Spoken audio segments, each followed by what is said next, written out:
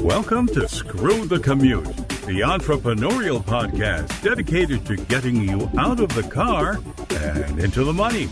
With your host, lifelong entrepreneur and multimillionaire, Tom Antion.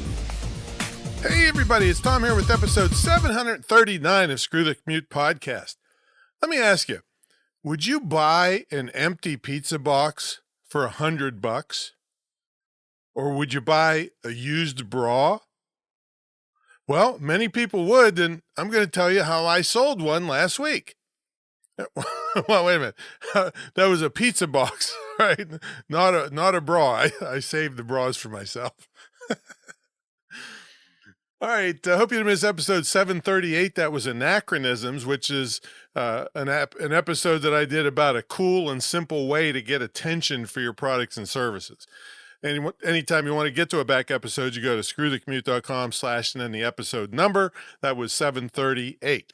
All right, make sure you follow me on TikTok at Digital Multimillionaire and pick up a copy of our automation ebook at screwthecommute.com/automate free. All right, let's get to the main event.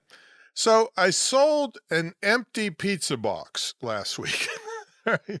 Now, you would not think that there is much of a demand for pizza boxes that are empty. All right. And I guess that's not really true if you had a pizza shop, but I don't think you would stay in business too long if the boxes for your pizza cost $100 each. All right. So how did I come about to sell an empty pizza box in the first place? And what the heck could you learn from what I did?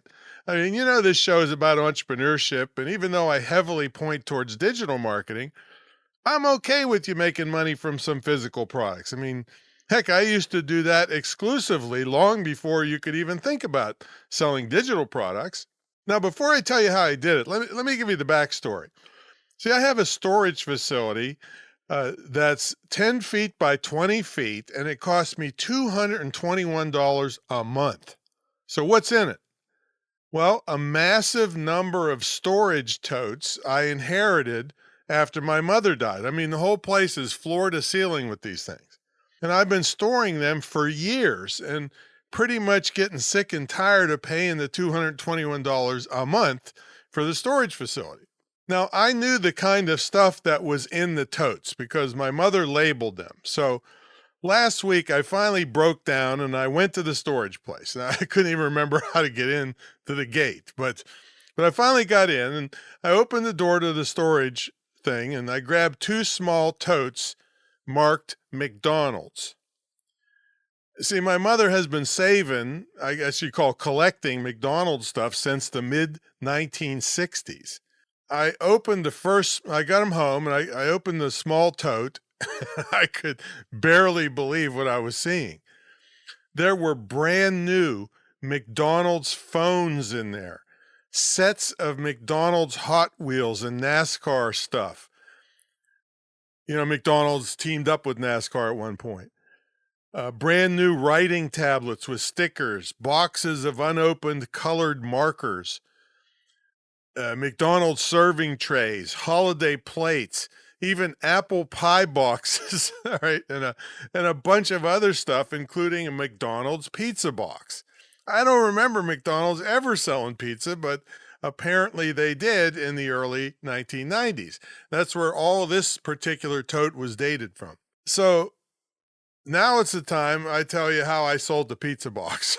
All right, here it is. Ready? eBay.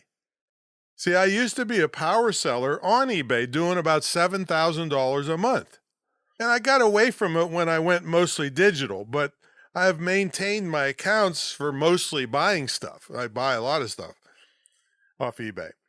And I'm sure many of you have stuff laying around that you could turn into cash just by selling it on eBay. And I'm going to tell you a super trick to see how much to sell your stuff for. So let's use the pizza box for an example. I had no idea if this pizza box, and it had a copyright notice on it of 1994. I had no idea if there were thousands of them floating around, making it worth maybe $1 or so, or if it was kind of rare. So here's what I did and what you can easily do for whatever stuff you have that you don't know if it's junk or not.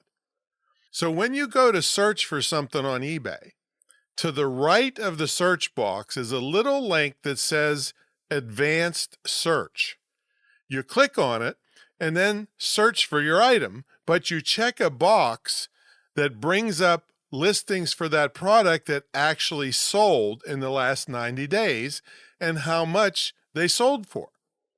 So I couldn't find this pizza box at all. All right, so that's a good sign. That means the market's not flooded with them. So I did a regular Google search outside of eBay and could only find one of them for sale anywhere on earth on a collectible site. And it was listed at $45 plus $10 shipping. I'm thinking I just hit the mother load here. So I went back to eBay and I listed my box as very rare in the description and everything. And within one day, someone bought it at a buy it now price of $65 plus shipping.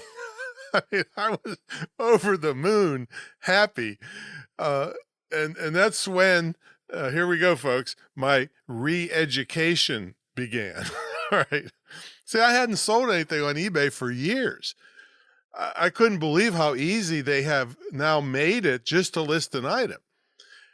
So I also bought the postage off of them at a 24% discount from going to the post office. I'm just thrilled about this. I'm so happy. So then I packed up the pizza box so that, I mean, if a nuclear attack hit, the empty pizza box wouldn't get damaged. Because you remember, this is pretty much a one-of-a-kind kind of collectible. And then I headed to the post office. I had the prepaid postage I got from eBay on the box, and I thought, I should just double check everything's cool because I hadn't done this for a long time. So I waited in line and I went up to the counter. All right. And apparently the post office people think that Idaho, which is my shipping destination for this pizza box, I don't know. Apparently they don't know that it's in the USA because they wanted between $51 and $92 to ship this extremely light but oversized package. Yikes. So I took the box back and I went to the local pack and ship place thinking, oh, well, they have all the carriers and this will be way better. No, it wasn't. So I went back to the post office, or I actually went online. I found that there's a flat rate box big enough to fit the pizza box if I folded it flat and everything. So I went to the post office, drove back to the post office, got one of those boxes, drove back home, unpacked my first box, and then folded down the pizza box so everything was nice when they opened it back up. And I got it to fit in the flat rate envelope, and that was still $22.80. So I headed back to the post office to dump it off. So the value of this box with its cost and plus shipping, plus me running all over town 3 times and burning gas was about $100, which paid for my education on larger items and what I'd have to charge and the shipping and all that stuff. But even with all these problems, I mean, I'm typically in a learning mode. I said to myself, okay, I have to learn about shipping prices, but I'm sitting on a gold mine with all this stuff in the storage facility to sell. And my original goal was just to get rid of this stuff so I wouldn't have to pay the $221 a month storage fee. But what I don't want you to get too excited for me, because in the last 10 years, I've spent over $20,000 storing all this stuff. So I got a long way to go to break even if I ever even do. All right, but here's the deal, folks. There's still a booming amount of traffic on eBay where you can make some cash flow from things you got laying around the house, or you can get free stuff off of Craigslist and resell it on eBay, believe it or not. You don't have to have a big collectible collection to do this.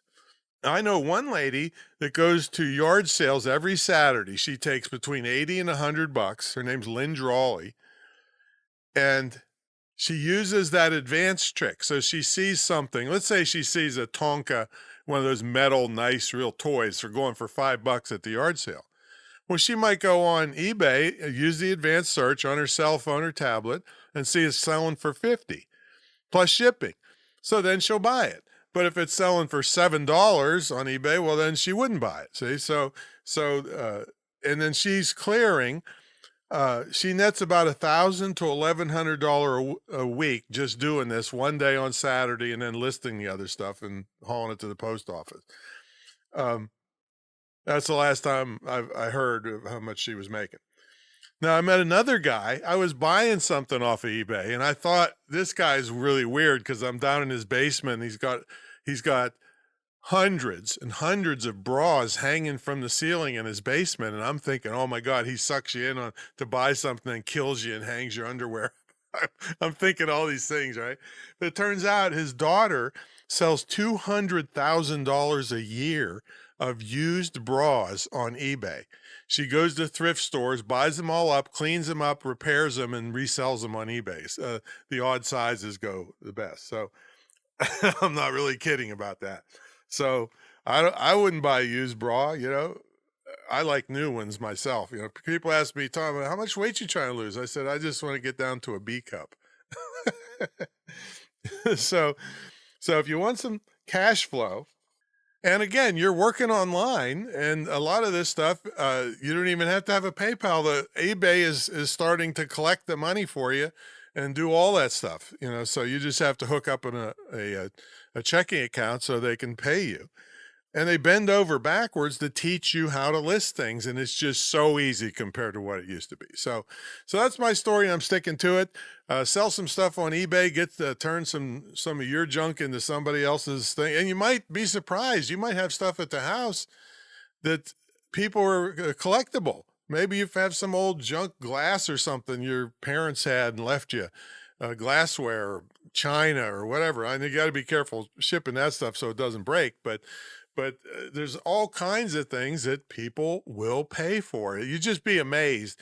There's millions and millions of things if you go over on eBay and just look at the stuff that people are buying and selling. It's just amazing. But this kind of stuff, especially if you have it already, you have no cost of goods sold. It's all profit except for the listing fees, and you can make the other people pay the shipping. Just be careful on how you do the shipping. All right, that's my story, and I'm sticking to it. We'll see you on eBay.